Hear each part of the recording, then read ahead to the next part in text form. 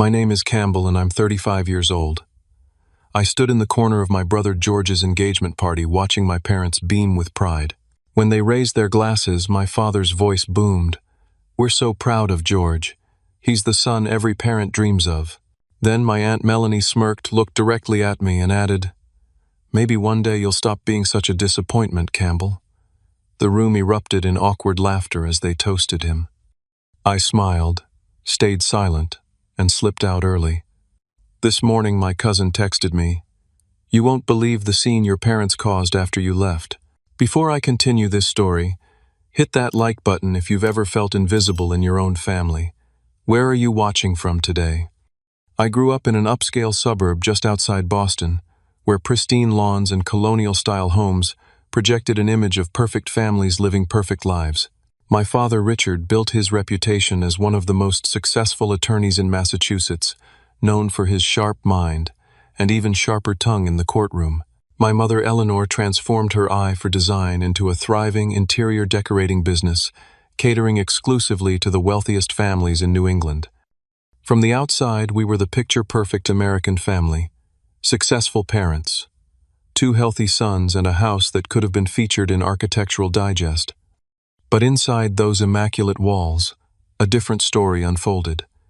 My brother George, 3 years younger than me, somehow became the center of our family universe from the moment he was born. Where I was thoughtful and introspective, George was outgoing and charismatic. While I spent hours in my room learning about photography and light composition, George dominated the football field, bringing home trophies that my father proudly displayed in our living room. My interests were labeled hobbies, while George's pursuits were achievements.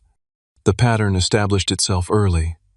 When I was 12, I saved for months to buy a used camera, teaching myself photography through library books and trial and error. 3 months later, the camera broke. A devastating loss for a kid who had found his passion. That same week, George mentioned wanting to try lacrosse. By the weekend, he had a complete set of brand new equipment. When I asked my parents about replacing my camera, my father looked up from his newspaper long enough to say, "Maybe you should find a hobby that doesn't break the bank." The disparity continued throughout high school. My senior year, I had my first photography exhibition at a local community center. My mother promised they would attend, but called last minute to say they couldn't make it. George had an unexpected football scrimmage. They didn't even ask to see the photos later. Meanwhile, they never missed a single one of George's games, even rearranging business trips to accommodate his schedule. Our family vacations followed the same pattern. If George wanted to go skiing, we went skiing, even though I got altitude sickness. If George was interested in deep-sea fishing, we spent days on boats while I fought seasickness. My suggestions for photography trips to national parks were dismissed as boring without discussion. By the time I graduated high school, I had retreated deeply into my creative world, finding solace in capturing moments through my lens that others missed. Photography became my escape and my voice, a way to show people how I saw the world when words failed me. I applied to art schools behind my parents' backs, knowing they expected me to follow my father into law. When the acceptance letter from a prestigious photography program in New York came, my parents' reaction was worse than I anticipated. My father called it a waste of potential, while my mother worried what she would tell her friends. The argument ended with me packing my bags that night. At 22, I moved to New York with 2 suitcases, my camera equipment, and a determination to prove my path was valid. The next decade passed with minimal contact. I called on holidays and birthdays, enduring the inevitable questions about when I would get a real job. Our conversations were superficial, focusing on George's latest accomplishments. His law school graduation, his first big case, his promotion to partner at a prestigious firm. My own journey, the struggles to pay rent while assisting established photographers, my first solo exhibition in a small gallery, the award-winning documentary series I shot in Appalachia, received polite but disinterested acknowledgement. My early career showed promise. My work appeared in several respected photography magazines, and I built a modest reputation in New York's competitive art scene. But the last few years brought setbacks. The gallery representing my work closed during the economic downturn. A documentary project lost funding halfway through. The changing media landscape made it harder to sell editorial work. I found myself taking more commercial jobs, product photography, corporate headshots, just to pay the bills, work that paid but didn't feed my soul. Through these years, my cousin Jessica remained my only real connection to family. 3 years older than me, and equally estranged from the family expectations, she kept me updated on family news without judgment. It was Jessica who called to tell me about George's engagement to Amanda, a pediatric surgeon from a similarly accomplished Boston family. And it was Jessica who convinced me to attend the engagement party. "You don't have to stay long," she insisted during our phone call. "Just make an appearance. I'll be there as your buffer." "They don't want me there, Jess," I argued, staring at the formal invitation that had arrived in my mailbox.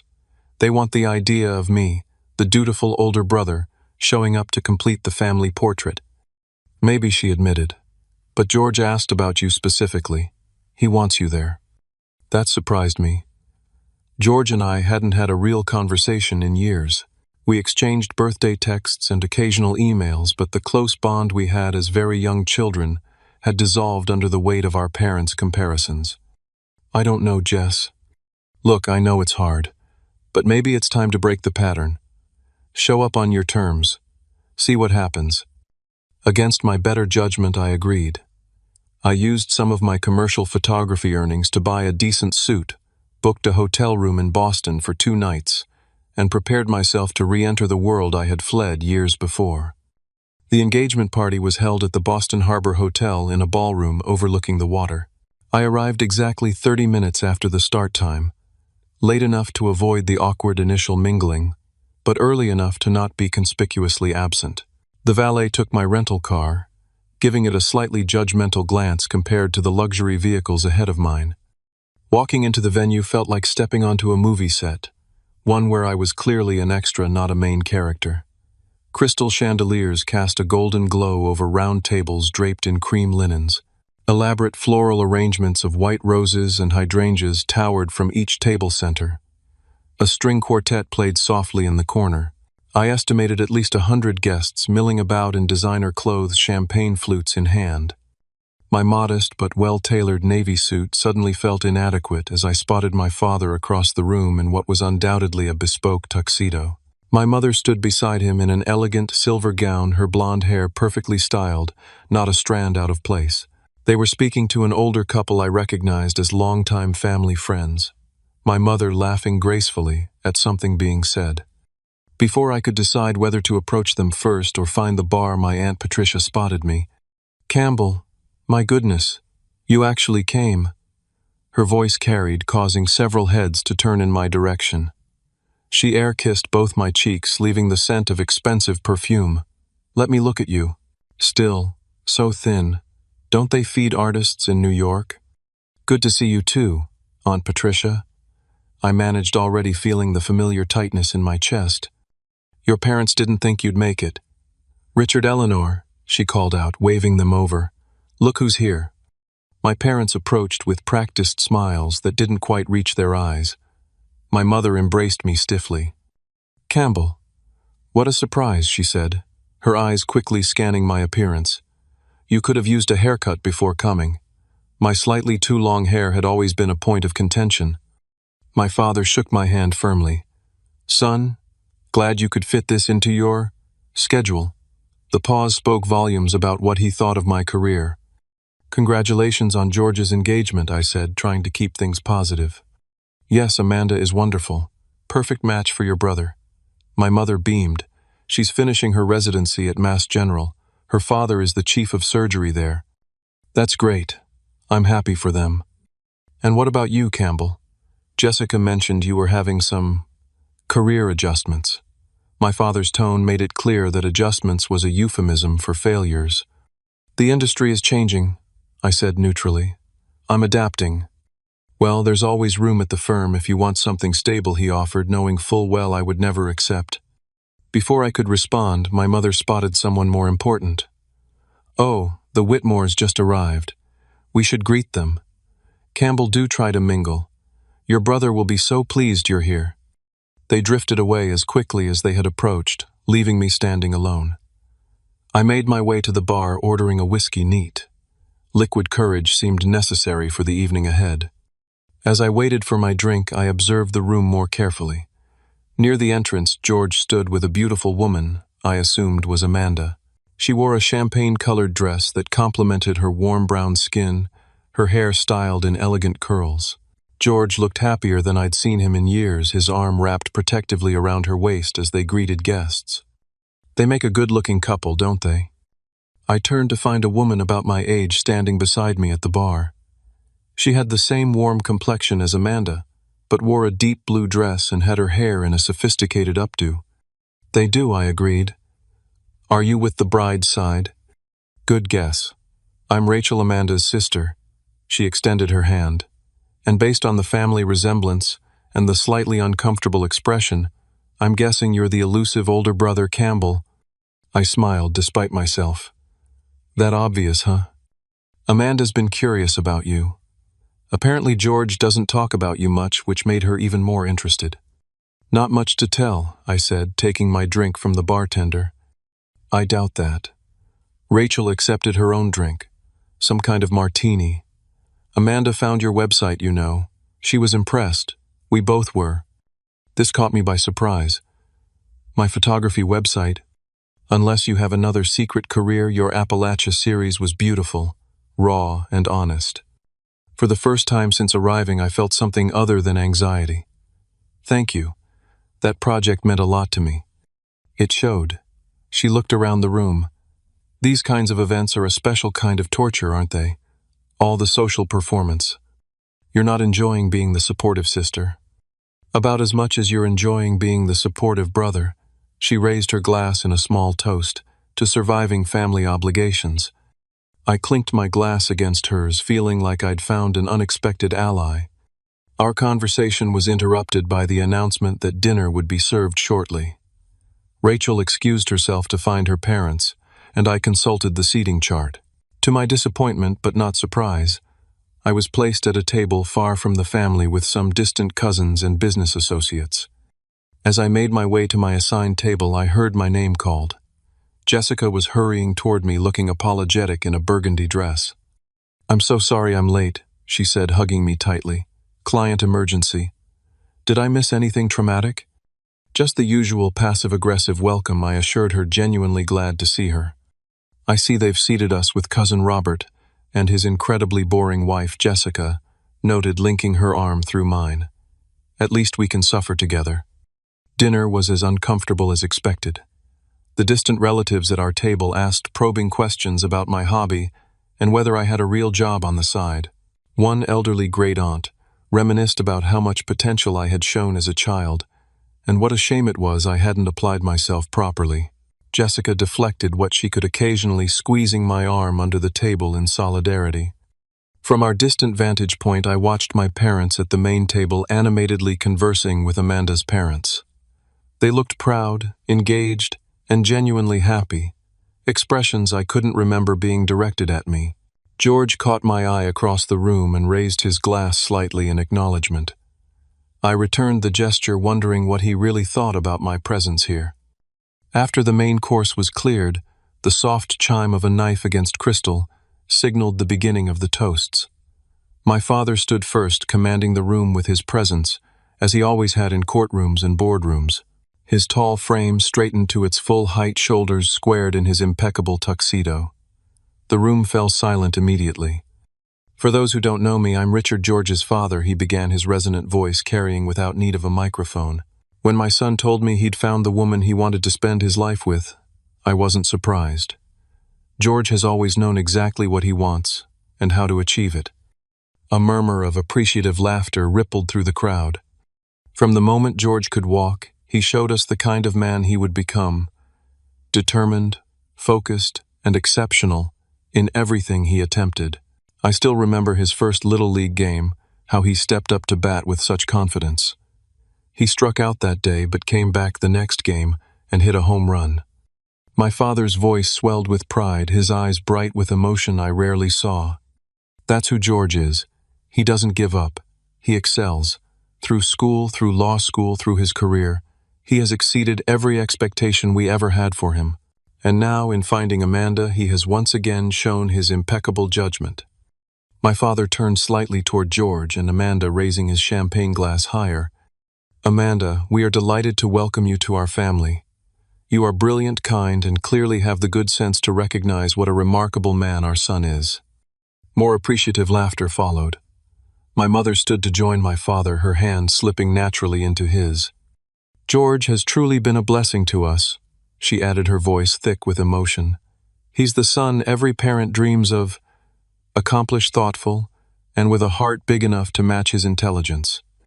The words hit me like physical blows. Every parent dreams of, not some parents, every parent.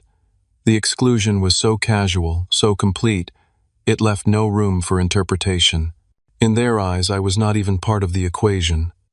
To George and Amanda, my father concluded, may your life together be as extraordinary as you both are.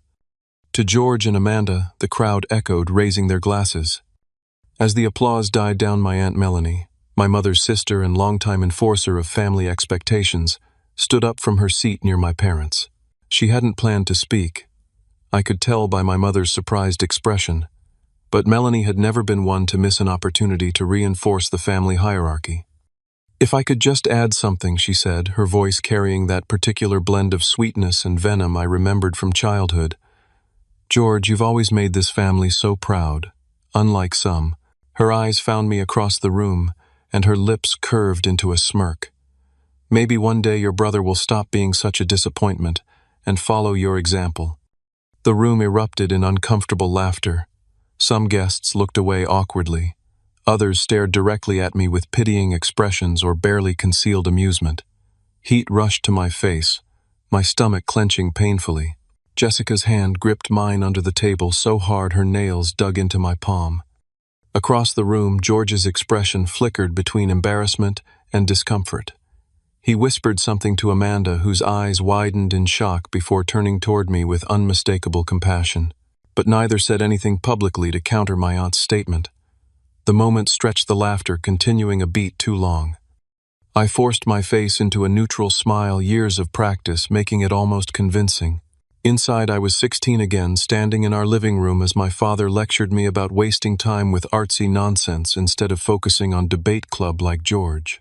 I was 22, packing my car as my mother watched silently from the porch, not asking me to stay. I was 35 and still somehow hoping for approval that would never come. "Excuse me," I murmured to Jessica, pulling out my phone. "I need to take this call."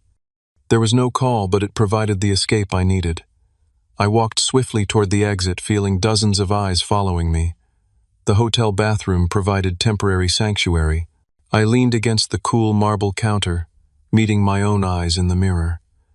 They looked exactly like my father's, the same deep blue that people always complimented him on, one of many ironies. My phone vibrated with a text from Jessica. "You okay? That was horrible. Want me to come find you?" I typed back, "I'm fine. Just need a minute." But as I stood there, the familiar weight of family disappointment settling over me like a heavy coat, I knew I couldn't go back into that room and continue pretending. Not tonight. Maybe not ever again. I texted Jessica, going to head out. "Talk tomorrow. Don't worry about me." Her reply was immediate. "Campbell, don't leave. Don't let them win." But they had already won years ago when I started believing their narrative about me. The real loss was that I had ever sought their approval in the first place. I slipped out through a side door, avoiding the main ballroom. The night air felt cleansing after the suffocating atmosphere inside. The valet retrieved my rental car without comment, though I imagined he could sense my humiliation like a visible aura. The drive to my hotel was a blur of streetlights and silence. I didn't allow myself to cry. I was long past tears where my family was concerned. Instead, I felt a cold emptiness, a space where hurt should be, but had been cauterized by years of similar wounds. In my hotel room, I removed the suit that had felt like a costume all night and ordered a whiskey from room service. Sitting in the dark by the window overlooking the city lights of Boston, I wondered what it would have been like to grow up with parents who celebrated my differences instead of trying to correct them, who saw my sensitivity as strength, not weakness, who valued my eye for beauty as much as George's eye for opportunity. My phone buzzed repeatedly, Jessica calling, then texting. Eventually, I turned it off, completely unable to process anyone else's emotions when my own were so raw. Tomorrow would be soon enough to debrief. Tonight, I just needed to be alone with my thoughts, to remind myself that my worth wasn't determined by my family's narrow definition of success. Eventually, I fell into a restless sleep, still sitting in the chair by the window, the untouched whiskey warming to room temperature beside me. I woke to sunlight streaming through the curtains I'd forgotten to close, and an aching neck from sleeping upright in the hotel chair. My phone, which I'd turned back on before falling asleep, showed 7 missed calls and numerous text notifications. Most were from Jessica, with increasing urgency. "Call me when you get this. Seriously, Campbell, you need to hear what happened. You won't believe the scene your parents caused after you left." The last message had come just an hour ago. "Meeting you for coffee at 9 at the hotel restaurant. No arguments." A glance at the clock showed it was already 8:40. I showered quickly, trying to wash away both the physical and emotional residue of the previous night. Dressed in jeans and a simple button-down, clothes that felt like me, not the performance of who my family wanted me to be, I headed downstairs. Jessica was already waiting 2 coffee cups in front of her. Her hair was pulled back in a messy ponytail, and she wore minimal makeup, a stark contrast to her polished appearance the night before.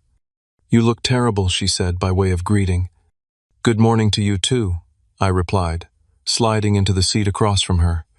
She pushed a coffee toward me. "Black, 2 sugars, still your preference?" I nodded, surprised she remembered. "Thanks." "You should have stayed last night," she said without preamble. "It got interesting after you left." If by interesting you mean more family members taking turns pointing out my inadequacies, I'm glad I missed it. Jessica leaned forward, her expression serious. "That's just it. That's not what happened at all." She took a sip of her coffee, seemingly gathering her thoughts. "After you left Amanda, sweet proper surgeon Amanda, completely lost it. This was not what I expected." "What do you mean?" "I mean she stood up, clinked her glass to get everyone's attention, and proceeded to call out your Aunt Melanie and your parents for their treatment of you." I nearly choked on my coffee. "She did what?" "Oh yes. Apparently she's been looking at your work online for months. She told the entire room that your photography was profoundly moving, and that any family should be proud to have an artist of your caliber in their midst." I set down my cup, trying to process this information. She doesn't even know me. Doesn't matter. She knows talent when she sees it, and she knows bullying too, apparently. She said, and I'm quoting, "As best I can remember, I find it appalling that you would humiliate Campbell publicly at what should be a celebration of love and family." "What did my parents say?" Jessica smiled grimly. "Your mother tried to play it off as a joke, said Melanie was just teasing and that you've always been too sensitive. That's when George stepped in." "George?" This was getting harder to believe. "What did he do?"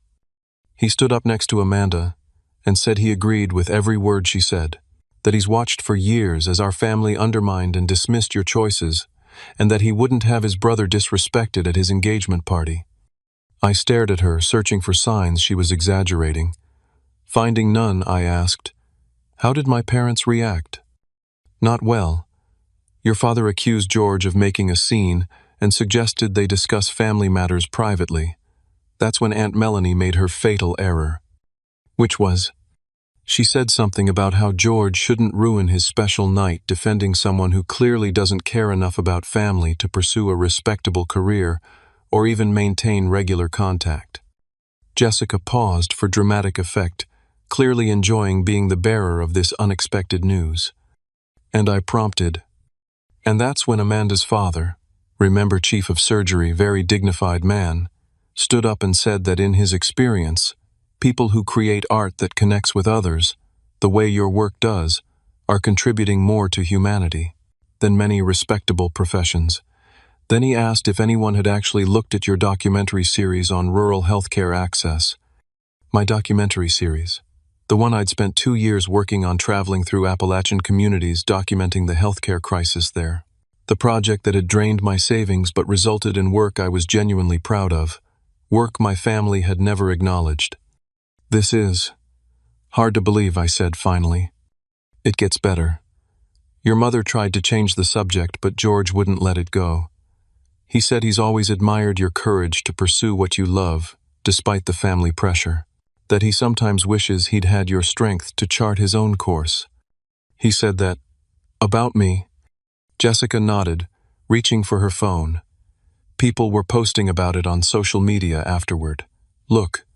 She showed me a few vague posts from mutual acquaintances, referencing unexpected drama and family revelations at the engagement party. One cousin had written, "Never seen Richard speechless before." Quite refreshing, actually. Anyway, Jessica continued the whole thing basically imploded after that. Half the guests were uncomfortable, the other half were fascinated. Your parents tried to regain control, but the damage was done. The party broke up early with various factions taking sides.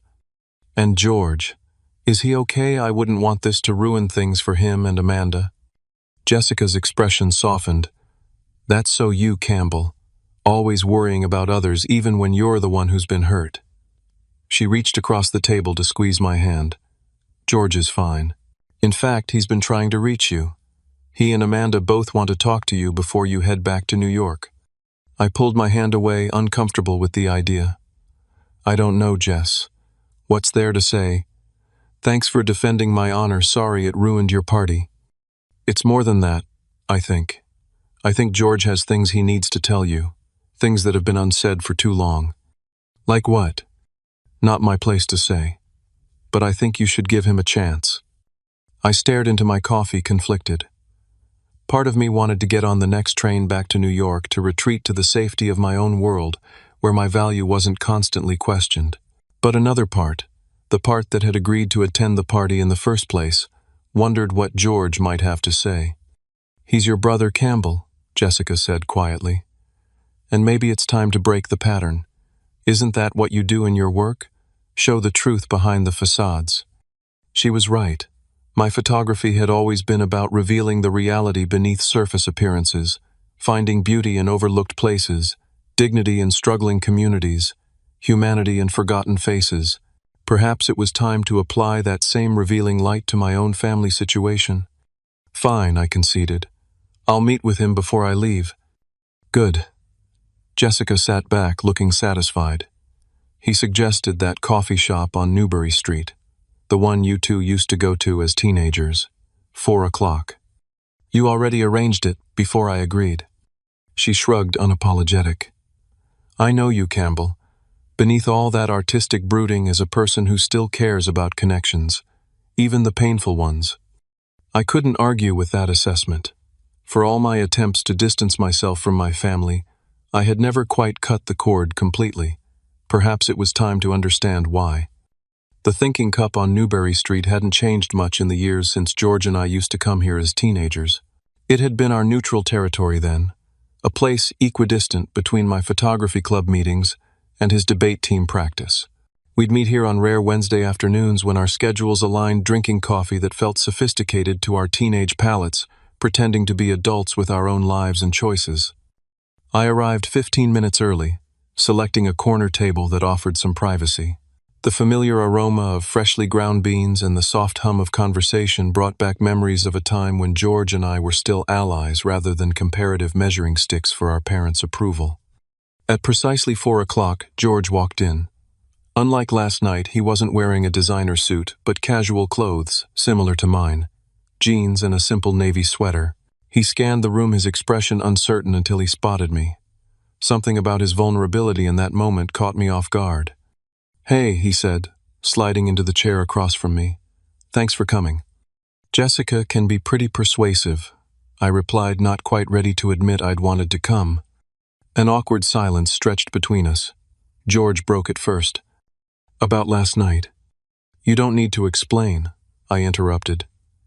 Jessica filled me in on the highlights. No, I do need to explain. Not just about last night. He ran a hand through his hair. A nervous gesture I remembered from our childhood. I need to explain about the last 20 years. I raised an eyebrow.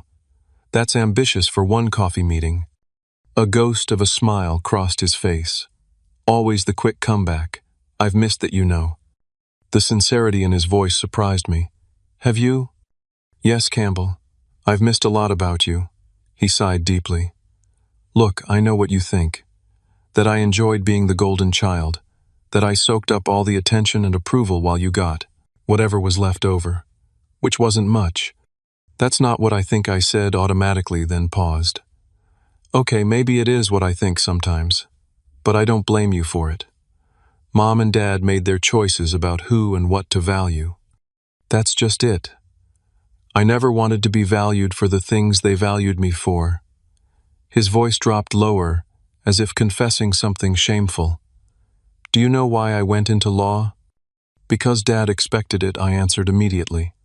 Yes. And because I was terrified of disappointing him, of ending up, he trailed off. Like me, I finished for him. I was going to say alone. Like you seemed after you left. He met my eyes directly. Campbell, I've always admired your courage. You pursued what you loved, despite knowing it would cost you their approval. This was so opposite to what I'd always assumed that I couldn't formulate a response. I wanted to go into environmental science, George continued. I was fascinated by ecology sustainability, but when I mentioned it to Dad as a possible college major, he laughed, actually laughed, said there was no future in tree hugging, and reminded me that the family had connections at all the top law schools. I never knew that, I said quietly. How could you?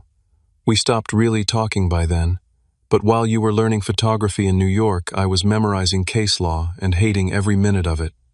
But you're good at it, I pointed out. You made partner so young. I'm good at pleasing people, at meeting expectations, not the same thing as passion. He took a sip of his coffee. When I saw your website, your real work, not the commercial stuff, I felt. He struggled for the word. Envious. Not of the success or recognition, but of the freedom, the authenticity. My real work barely pays the bills, George. But it means something. To you and to others. He leaned forward. Amanda found your website months ago when we got engaged. She was researching the family she was marrying into. She showed me your Appalachian Healthcare series, and I... His voice caught. I was so proud to say you were my brother. The admission hung between us, reshaping the narrative I'd constructed about our relationship. The truth is, George continued, I've been trapped by parents' expectations in ways you escaped. Every choice I've made, law school, the firm, even where we're looking to buy a house, has been to maintain their approval. But you have their approval, I said, still confused. You always have. Conditional approval, he corrected.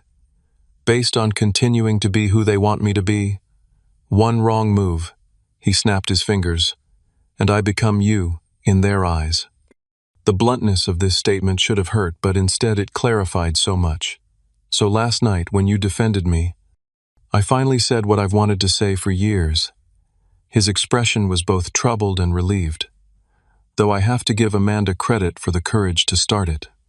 Jessica mentioned Amanda's been looking at my work. Why? She's interested in healthcare advocacy. Your documentary about rural healthcare access resonated with her. She couldn't understand why our parents never mentioned having a son doing such important work. Important, I echoed. The word felt foreign applied to my photography. Campbell, did you know that series was featured in several medical school curriculums? Amanda's colleague uses it to teach about healthcare disparities. I hadn't known that. My work had received some critical acclaim in photography circles, but I had no idea it had reached medical education. The irony is, George continued, your work that our parents dismiss has probably had more real-world impact than half my legal cases combined.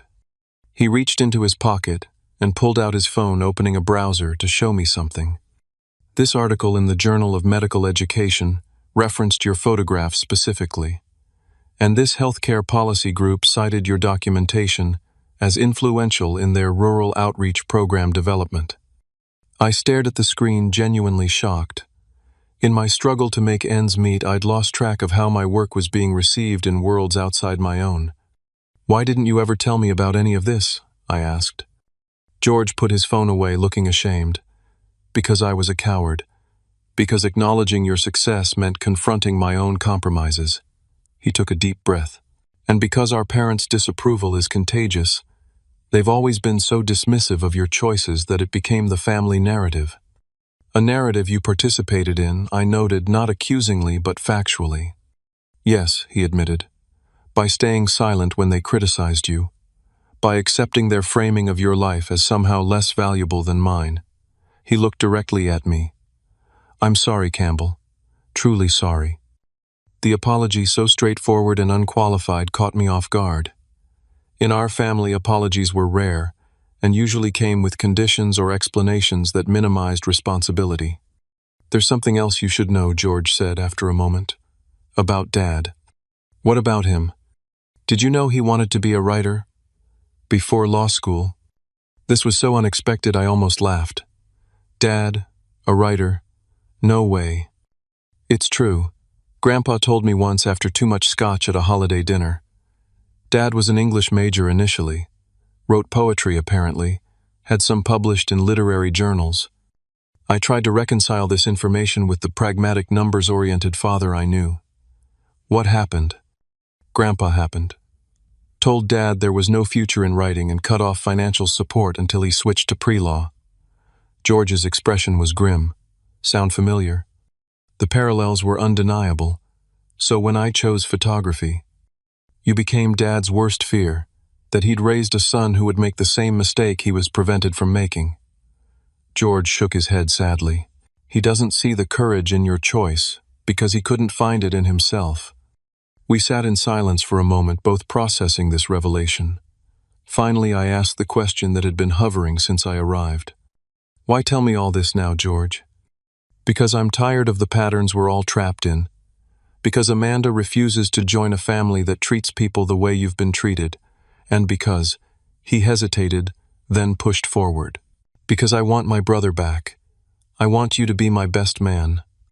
The request hung in the air between us. It was the last thing I'd expected when agreeing to this meeting. George, I don't know if that's a good idea. Last night made it pretty clear where I stand in the family hierarchy. That's exactly why it needs to be you. To show that I'm making my own choices now. That Amanda and I are creating our own family culture, not replicating the old one. His expression was earnest. I know it's a lot to ask after everything. But I'm asking anyway. I studied my brother's face. So similar to mine in features, but usually so different in expression. Today I saw something new there. Vulnerability, hope, and a genuine desire for connection. Let me think about it, I said, finally. He nodded, accepting this non-answer with unexpected grace. Fair enough. He reached across the table not to shake hands, but to grip my forearm the way we used to as kids making a pact. Whatever you decide, I want you to know I'm proud to be your brother Campbell. Always have been. As we parted ways outside the coffee shop, I felt lighter somehow, as if a weight I'd carried for so long I'd forgotten it was there had shifted slightly. Not disappeared, but changed position enough to let me stand a little straighter. Walking back toward my hotel, I made an impulsive decision. Instead of returning to New York the next morning as planned, I would make one more stop before leaving Boston. The following afternoon, I stood on the familiar brick pathway leading to my parents' home in Beacon Hill. The 3-story brownstone looked exactly as it always had, impeccably maintained with perfectly trimmed boxwoods, flanking the entrance and tasteful window boxes displaying seasonal flowers. This had never felt like home to me, even when I lived here. It was always a showcase designed to impress, rather than comfort. I hesitated before ringing the bell, second-guessing my decision to come. After yesterday's conversation with George, I'd spent a restless night contemplating everything he'd revealed. The realization that my father had once harbored artistic ambitions himself had shifted something fundamental in my understanding of our relationship. Not enough to erase years of hurt, but enough to make me curious about what else might lie beneath the polished surface of our family narrative. Before I could reconsider, I pressed the doorbell. My mother answered her surprise, evident in the slight widening of her eyes before her social mask slipped back into place. Campbell, this is unexpected. I know. May I come in? She stepped back, gesturing me inside with the practiced grace of someone accustomed to hosting. Of course. Your father is in his study. I'll let him know you're here. The foyer was unchanged. The same antique console table, the same tasteful artwork, the same feeling of entering a museum rather than a home. I followed my mother to the formal living room, declining her offer of tea or coffee. Minutes later, my father appeared, his expression guarded. Campbell, we thought you'd return to New York. I'm leaving tomorrow, I said, but I wanted to talk to you both first. My parents exchanged a glance I couldn't interpret. They sat across from me, my father in his usual leather armchair, my mother perched on the edge of the sofa, as if ready to rise at any moment to attend to some hostess duty. If this is about what happened at the engagement party, my mother began. Melanie was out of line. She'd had too much champagne, and you know how she gets. This isn't just about Aunt Melanie, I said calmly. It's about the last 35 years. The directness of this statement clearly caught them off guard. My father shifted uncomfortably, a rare display of uncertainty from a man who made his living projecting confidence. That sounds rather dramatic, he said dismissively. Maybe I conceded, but I think we're overdue for some honesty, don't you? Neither responded, so I continued, forcing myself to maintain eye contact despite the discomfort. All my life, I felt like a disappointment to you both, like I was measured against some ideal and consistently found wanting. I've spent years trying to earn your approval, and when that seemed impossible, I tried to convince myself I didn't need it. I took a deep breath. But the truth is, it's hurt.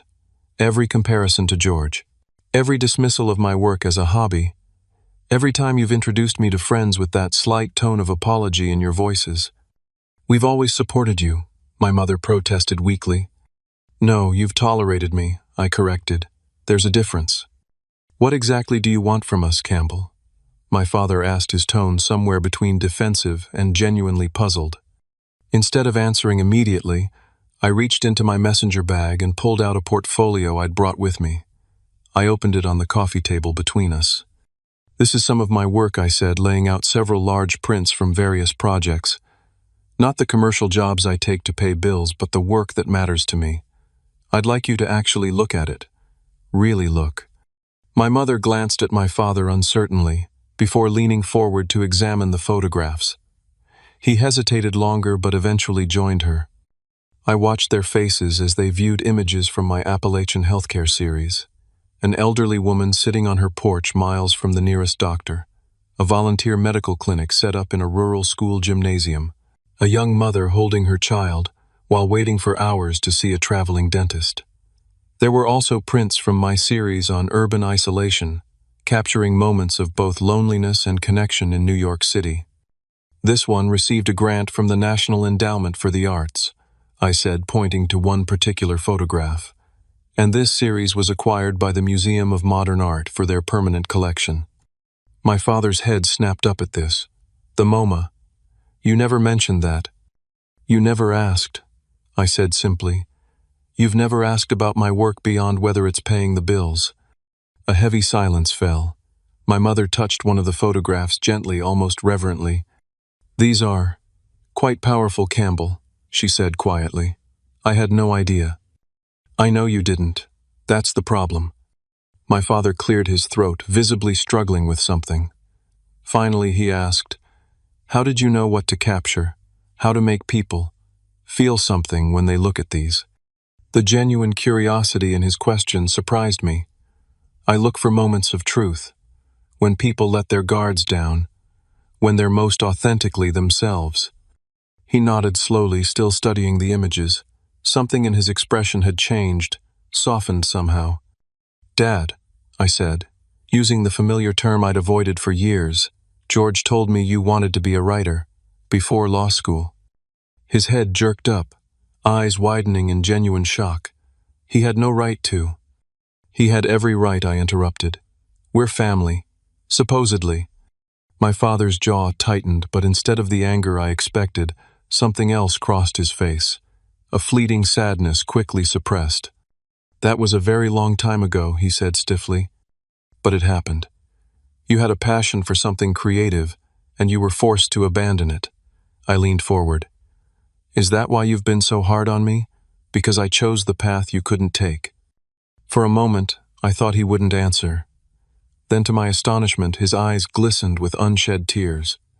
"You have no idea what it's like," he said, his voice rough with emotion, "to watch your son choose a path that you know, leads to struggle and disappointment. How could you know that I challenged? You never took that path yourself." "Exactly." The word exploded from him. I was spared that uncertainty, that instability. My father did what was necessary to ensure I had a secure future. "And were you happy?" I asked quietly. He looked away. "Happiness is a luxury, Campbell. Security, respect, providing for your family. These are what matter." "They matter," I agreed. "But they're not the only things that matter." My mother, who had been uncharacteristically quiet, spoke up. "We worried about you, Campbell. We still do. The arts are so uncertain. We've seen so many talented people struggle, end up bitter and broke. And you thought criticism and withdrawal would somehow prevent that," I asked, not unkindly. "We thought." She hesitated. "We thought you'd eventually see reason. Choose something more practical." "Like George did," I noted. "Yes," she acknowledged. "Though after the other night, I wonder if we were wrong about that too." This admission, that they might have been wrong about something so fundamental, felt momentous. For the first time in my adult life, I saw my parents not as the infallible authorities of my childhood, but as flawed, complex people with their own fears and regrets. "I don't expect you to suddenly understand or approve of my choices," I said carefully. "But I do want you to see me, really see me, for who I am, not who you wished I would be." My father stood abruptly and walked to the window, staring out at the garden. For a long moment he said nothing. When he turned back, his expression was different, less guarded, more genuine than I'd seen in years. "Your photographs," he said haltingly. "They have a perspective I hadn't considered, a way of seeing beyond the surface." He gestured vaguely at the prints still laid out on the table. "Perhaps I could see more of your work sometime." It wasn't an apology. It wasn't even a direct acknowledgement of all that had been said. But from my father, this tentative expression of interest represented a seismic shift. My mother rose and moved to stand beside him, her hand resting lightly on his arm. "We have that empty wall in the dining room," she said, her voice carefully neutral. "Perhaps one of Campbell's pieces would look nice there." I almost laughed at the understatement. The suggestion that my work might look nice as decor, rather than being valued for its artistic merit. But I recognized the gesture for what it was, a small step across a vast divide. "I'll send you some options to consider," I said, matching her neutral tone while meeting my father's eyes. As I gathered my portfolio to leave, my father cleared his throat again. "George mentioned you might be, that he's asked you to be his best man." "He did ask," I confirmed.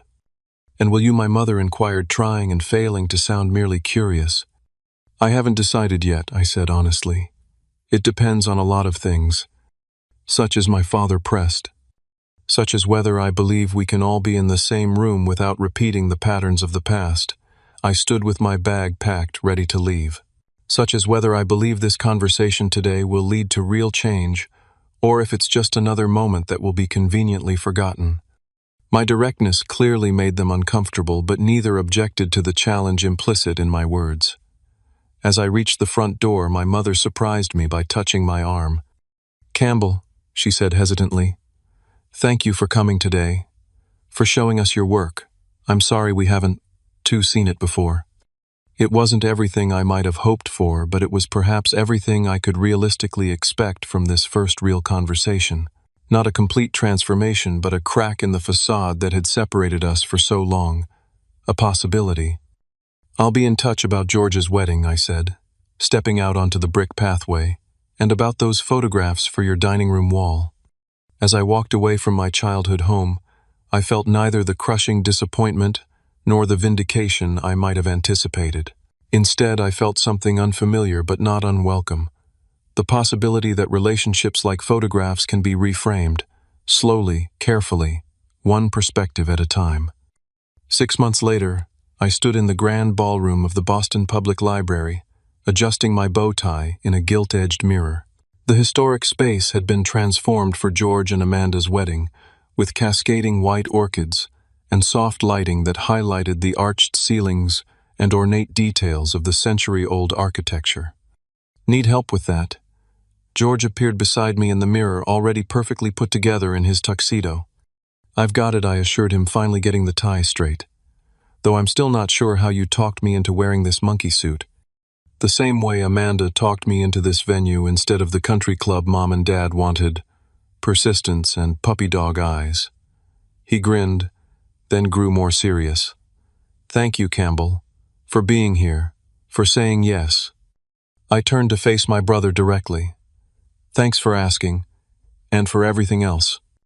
The everything else encompassed months of cautious rebuilding, weekly phone calls that grew increasingly comfortable, a few tense but productive family dinners, and George's unwavering insistence that I be treated as an equal in all.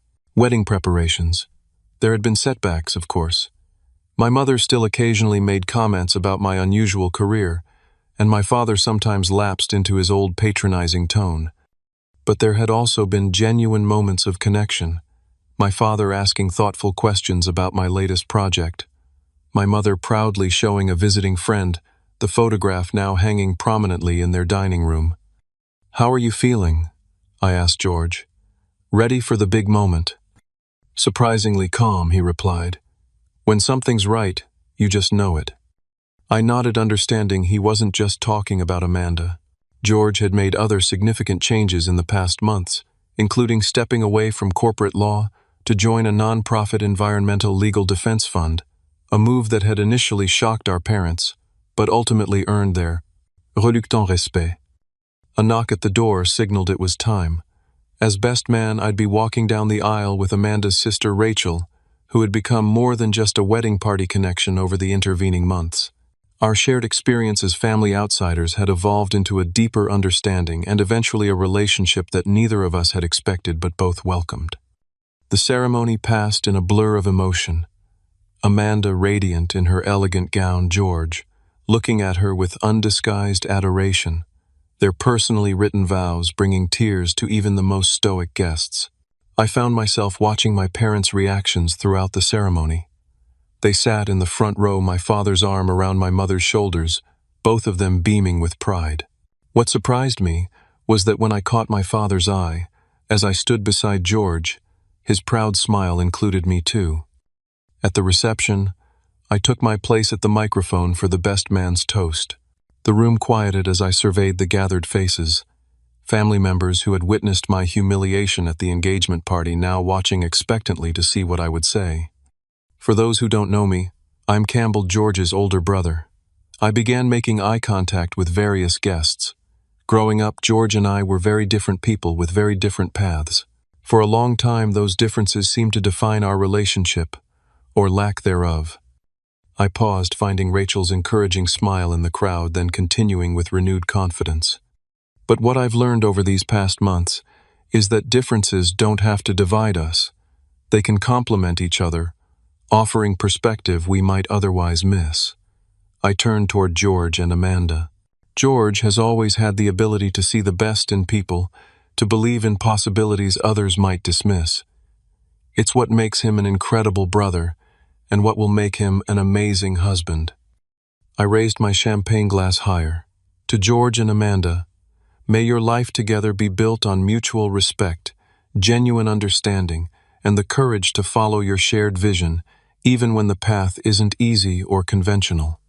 To George and Amanda, the crowd echoed glasses clinking throughout the room.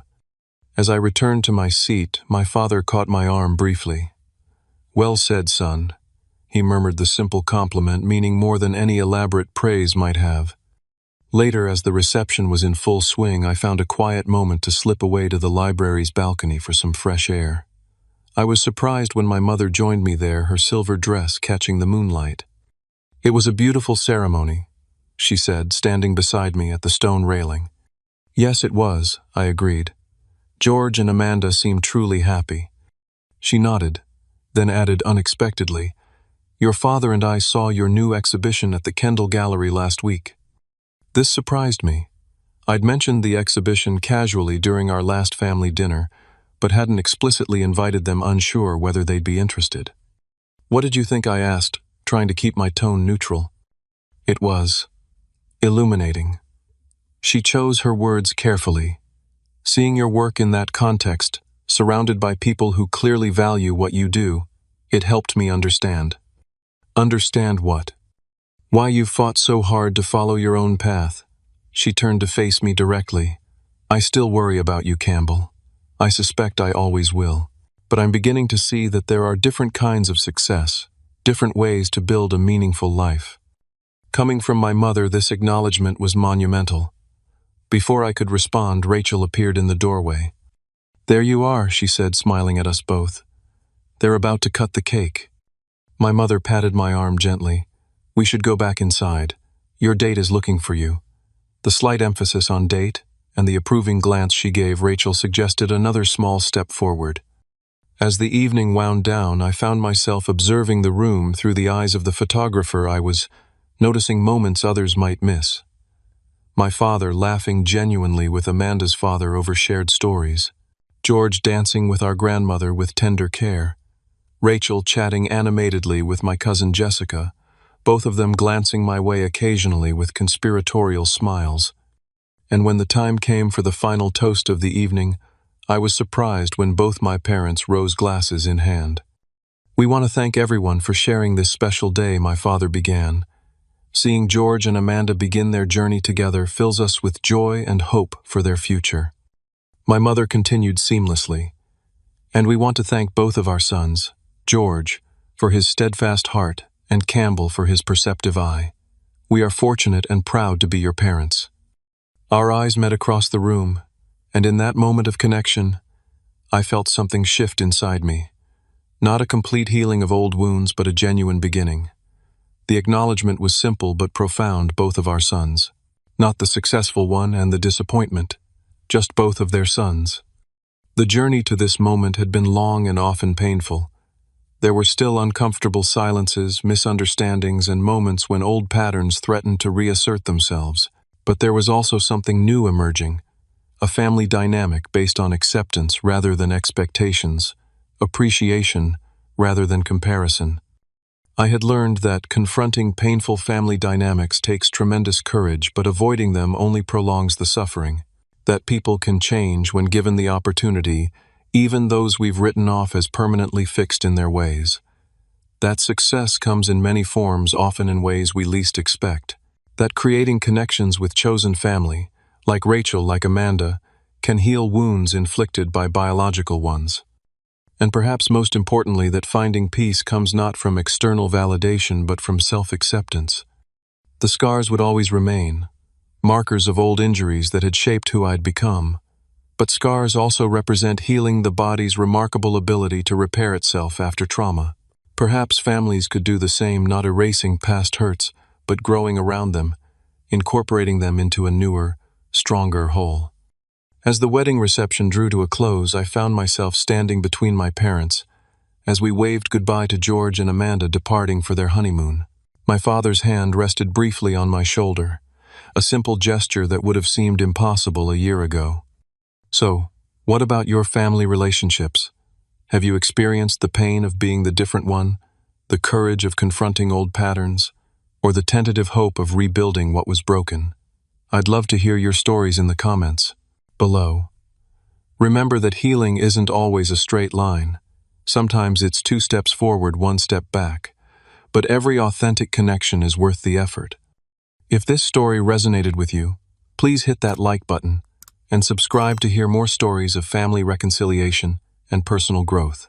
Thank you for listening to my journey, and remember, sometimes the deepest wounds can become our greatest teachers if we have the courage to learn from them.